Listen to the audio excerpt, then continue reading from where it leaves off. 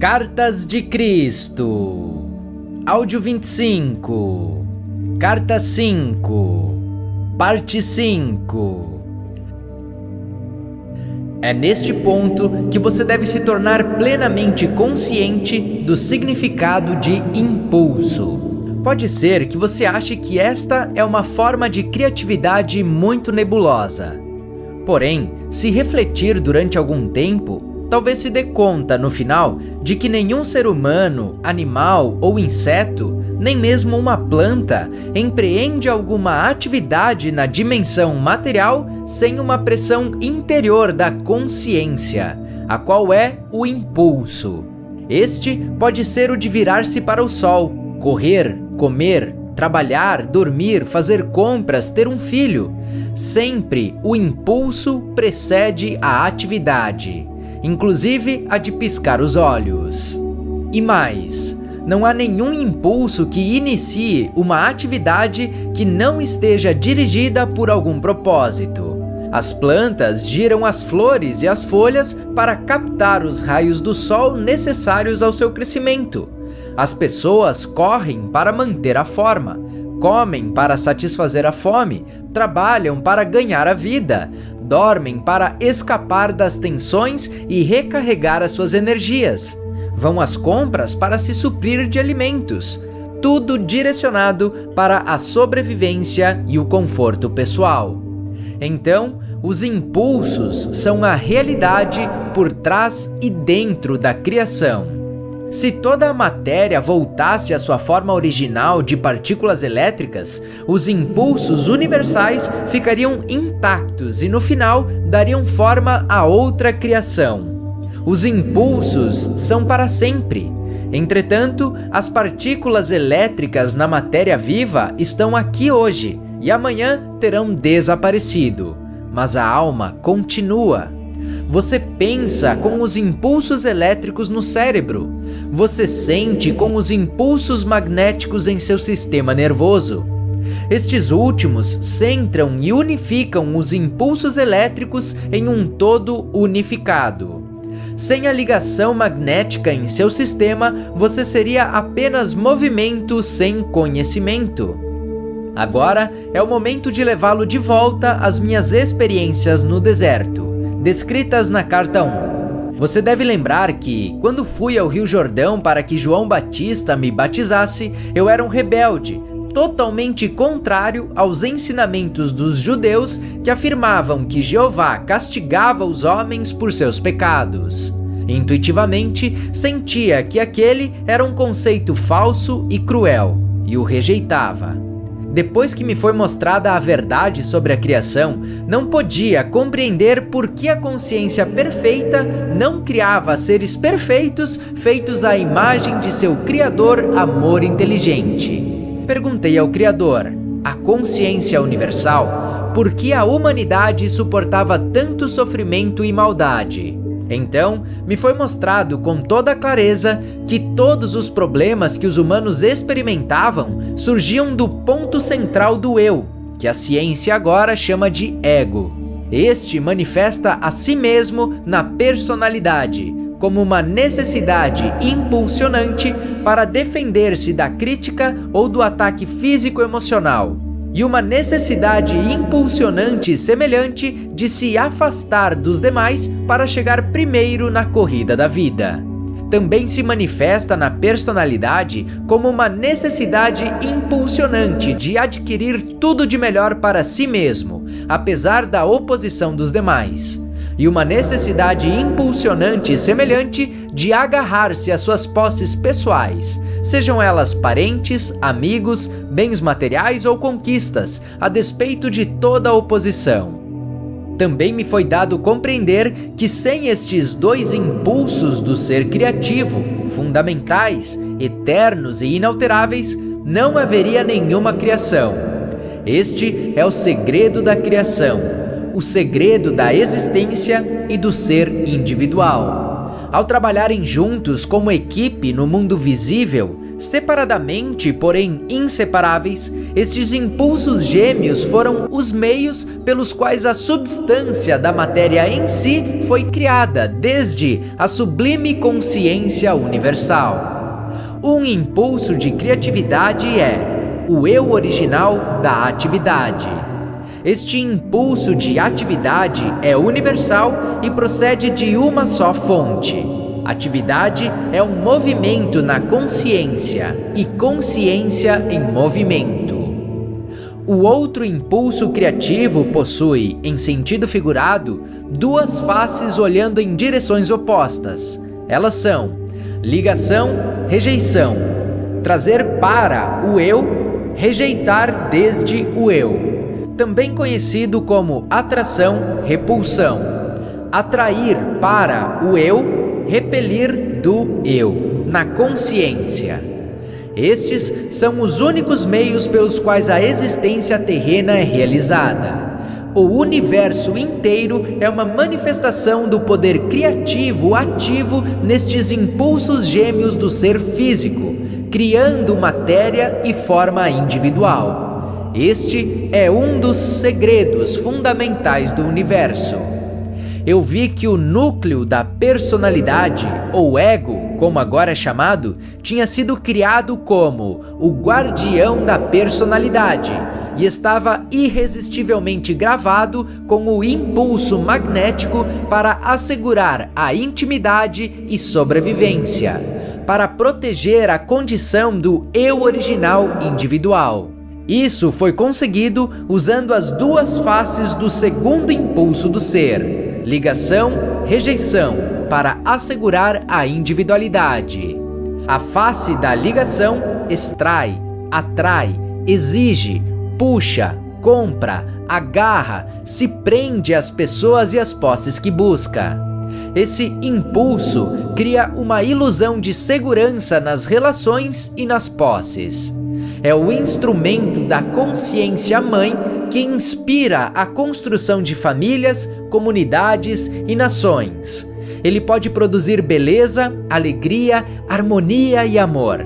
Ele também pode destroçar vidas e destruir comunidades quando é dirigida pelo ego. A face da rejeição repele, joga para o lado, afasta, evita todas as coisas, pessoas, animais, posses que ela não queira. O impulso de rejeição cria a ilusão de intimidade e segurança. Esse é o impulso que promove as rupturas nas famílias, nas relações, nas comunidades e nas nações. Ele é supostamente orientado para salvar vidas, assegurando proteção e intimidade, mas é uma força destrutiva quando seu direcionador é o ego. Sem esses dois impulsos gêmeos do ser, todas as coisas permaneceriam sempre misturadas umas às outras na eternidade imutável do poder criativo universal em equilíbrio. Sem esses impulsos gêmeos, não haveria nenhuma interação entre dar e receber, e puxar e empurrar, necessários para a criação de milhões de experiências pessoais, a partir das quais avança e evoluciona a personalidade. Portanto, o problema da personalidade e da direção do ego, que é suportado por todas as coisas vivas e pela humanidade, é um fato irrevogável e inevitável da criação. Qualquer outra explicação é puro mito.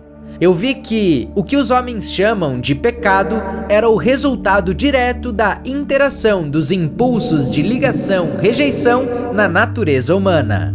Os impulsos de ligação-rejeição constituem o disfarce emocional mental utilizado por todas as entidades individuais criadas, incluindo as aves e os animais. Você vê esses impulsos funcionando em toda a natureza, inclusive na vida das plantas. Os impulsos de ligação-rejeição dirigem o comportamento em direção à sobrevivência de todas as entidades na criação. Não houve nenhuma escapatória dos impulsos de ligação-rejeição. Esses impulsos gêmeos foram a fonte efêmera de todo o conforto mundano, prazer e felicidade. e também a fonte de toda a enfermidade, miséria e privação no mundo. Entretanto, além disso, subjacente, transcendendo e interpenetrando tudo, está a vida, nascida da explosão da consciência universal, sendo o próprio fundamento e fonte da consciência terrena. Assim como a consciência pai e mãe é criativa, também o pensamento do homem é criativo, pois o pensamento e o sentimento são o exercício e a união dos instrumentos gêmeos da consciência pai e mãe. Desse modo, esses impulsos de ligação, rejeição na personalidade individual tornam-se também altamente criativos, na medida em que determinam e tornam visíveis as formas de consciência das coisas desejadas e das coisas rejeitadas. Este é o segundo segredo fundamental do universo. Eu vi que o pecado era um conceito artificial, convenientemente idealizado por homens para descrever qualquer atividade humana que causava dor a outros. Era inevitável que todos os seres humanos em algum momento causassem algum tipo de aflição ou dor a outros por causa de sua tendência natural de arrebatar as coisas dos demais e de repelir com rudeza aos demais, a fim de conseguir o que querem da vida. Essa propensão humana de ferir os outros em nada ofende a consciência universal, Deus, como afirmaram as religiões judaica e cristã. Somente a humanidade poderia compreender o significado da palavra pecado, uma vez que somente a humanidade e toda a criação que está submetida ao ser humano conheceria a dor, a privação e a miséria causada pelos dois impulsos fundamentais da individualidade, ligação, rejeição, que estão ativos na personalidade humana. O impulso inerente ao homem para proteger a sua própria individualidade o tinha feito estabelecer normas e leis para a sociedade humana. O poder criativo universal, amor, não tinha absolutamente nada a ver com o estabelecimento de restrições, limitações, leis e juízos humanos. Eu também vi que o poder criativo, pai, mãe, vida, fluía continuamente através de todo o universo e era a vida em minha mente, utilizando os impulsos gêmeos de pensamento e sentimento. Assim, qualquer poderoso pensamento ou sentimento imperfeito podia alterar e mudar o padrão de consciência das coisas criadas. Por outro lado, meu pensamento, quando estava completamente purificado dos impulsos gêmeos do ego e totalmente receptivo ao poder criativo pai, mãe, inteligência, amor, reintroduzia a condição do perfeito amor inteligente. Consequentemente, uma condição que previamente tinha sido construída de modo imperfeito, como resultado de um pensamento imperfeito, podia voltar a uma condição de integridade, mudando as atitudes e pensamentos egocêntricos para aqueles de amor incondicional. Minha mente era um instrumento do processo criativo total originário no universal. Agora, eu sabia que isso era assim, sabia-o espiritual, intelectual e emocionalmente. Dei-me conta de que eu podia e devia dar passos para superar os impulsos gêmeos do ego, que anteriormente governavam minha mente, com o fim de permitir que a realidade divina tivesse plena liberdade através de minha mente e meu cérebro. Por isso, houve uma luta entre o meu resistente ego humano e minha consciência pai-mãe, durante as agudas tentações que experimentaria ao final de minha iluminação no deserto. Satanás não teve nada a ver com o cabo de guerra que ocorreu dentro de minha consciência. A guerra foi travada entre os impulsos gêmeos da individualidade, ligação, rejeição, e a realidade divina que se tinha feito conhecer como amor, vida inteligente. transcendente, mas ainda dentro de mim, que progressivamente absorveria minha individualidade cada vez mais se eu meditasse continuamente e purificasse a minha consciência dos impulsos egoístas. O que expus é uma descrição do conhecimento poderoso como o qual voltei a Nazaré. Assim, o meu tempo de cura física, passado com minha mãe até que eu me restabelecesse, também foi um tempo de oração e de meditação, do qual extraí a inspiração e a força para consciente e conscienciosamente viver a natureza do divino, ou realidade universal. Como você sabe, a natureza do divino, ou realidade universal, é vida. Quando ela está ativa na criação, ou também podemos dizer na individualidade da criação, ela cresce, nutre, alimenta, regenera, cura, protege, assegura a sobrevivência, satisfaz as necessidades de tudo que foi criado.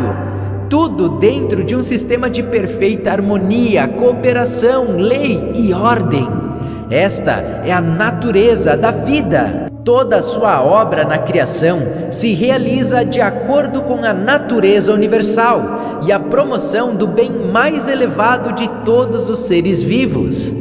Se você pode compreender estas palavras, perceberá por que voltei do deserto como um homem cheio de alegria, com um novo entendimento da beleza do mundo, com um sentimento de absoluta confiança e sabendo que era possível controlar a aparência da matéria.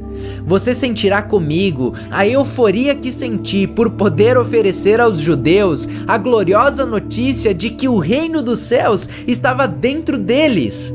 Tudo o que eles tinham a fazer era encontrar isso com a minha assistência e suas vidas mudariam para sempre. Deixo você com o mesmo conhecimento, o qual usado em oração e plenamente compreendido pode mudar o curso da sua vida. À medida que você lê, a sua consciência será elevada e à medida que buscar inspiração, ela virá. Desejo que você compreenda, aspire, cresça e alcance.